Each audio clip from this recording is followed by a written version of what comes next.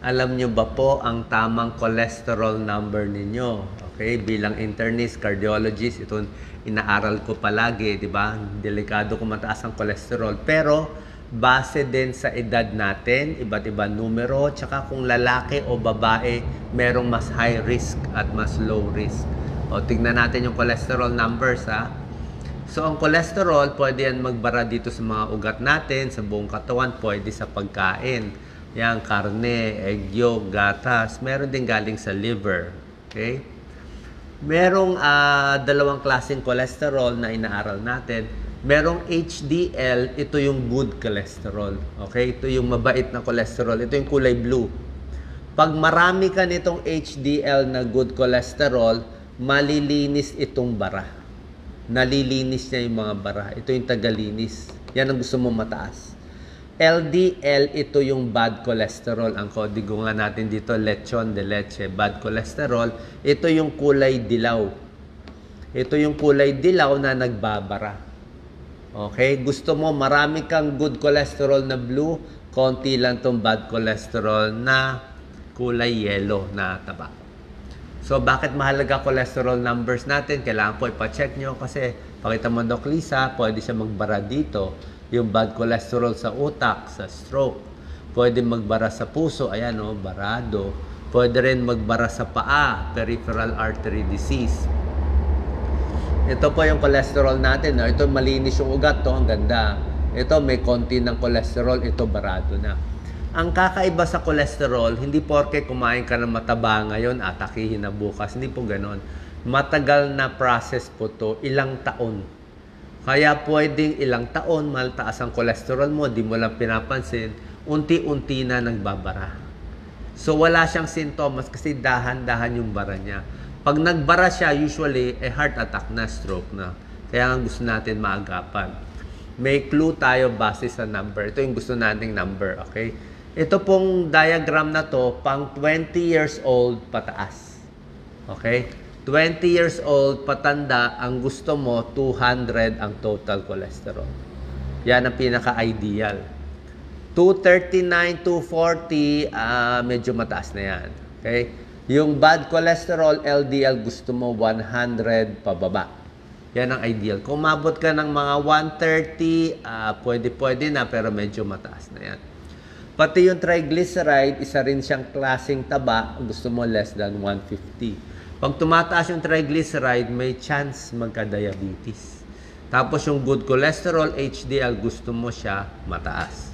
Okay, ito pa yung numbers. Kaya pag meron kayong resulta, ito titingnan. Dapat below 200, below 100, more than 40, below 150. Yan ang pinakamaganda na hindi magbabara. Paano magpapacheck? Simple lang po. Punta lang tayo sa laboratory, 12 hours fasting, ayan o.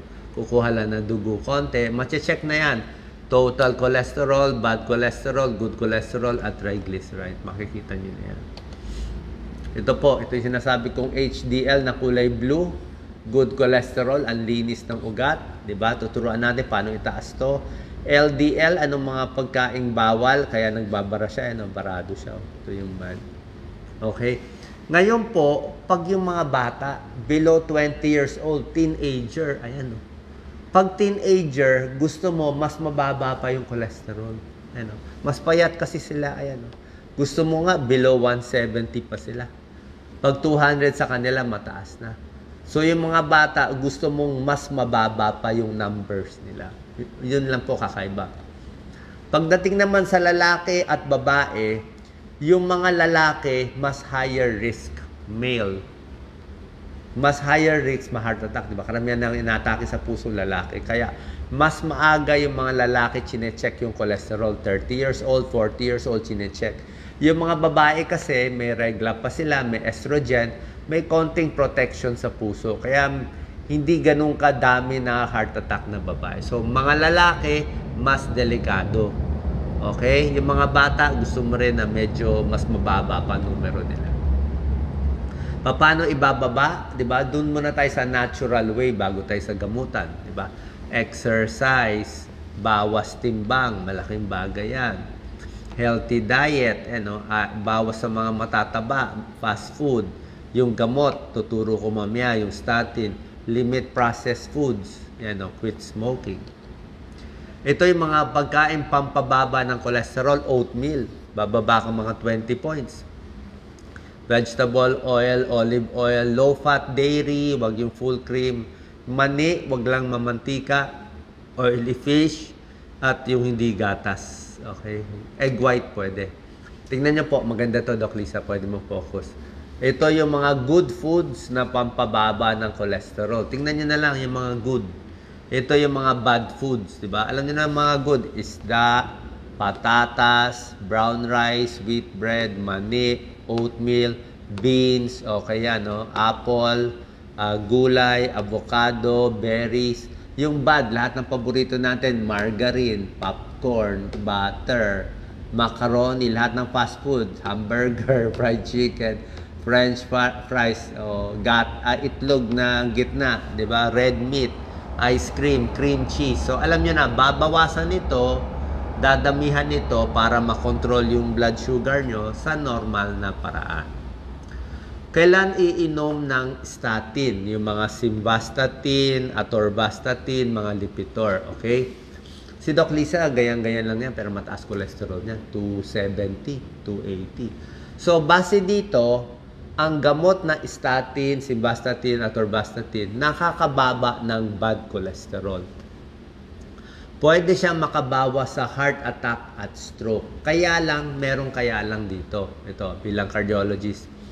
Pag okay ka naman, parang si Doc Lisa, mataas ang cholesterol. Pero wala naman siyang high blood. Si Doc Lisa, wala siyang diabetes. Hindi naman siya ganun kataba. 'Di ba? So, hindi naman siya mamantika kumain. So, binibigyan ko siya statin, pero konting-konti lang. Meron siyang atorvastatin 4 times in a week, 10 milligrams. Konting-konti lang. Okay? Ngayon, ang ibig sabihin nito, ang binibigyan ng simvastatin, atorvastatin, lovastatin, yung mga, sino dapat bigyan? Yung mga high risk. Sino high risk? Lalaki, mataba, diabetic, high blood, inatake na sa puso, inatake na stroke, barado na. Ibig sabihin, yung talagang high risk na siya, ang dami na niyang bara-bara-bara sa katawan, dapat bigyan mo na ng statin kasi malaking benefit sa kanya. Pero kung babae lang kayo, 30 years old, tapos cholesterol mo 240, okay lang yun. Hindi naman magbabara eh. Kasi hindi lang naman cholesterol yung factor. Okay? So, tingnan natin ang statins to lower cholesterol. Okay. Okay. Kailangan iinom ng pills. Ito, pag iinom tayo ng cholesterol, ng gamot para sa cholesterol, may advantage, bababa yung mga bad cholesterol. Kaya lang may possible side effect. Ang side effect niya, in 3% of people, magkakaroon ng ganito. 3% lang naman may liver problem, tataas blood sugar, merong iba sumasakit yung mga muscle. Kaya kung ayaw mo uminom, pwede rin lifestyle tayo.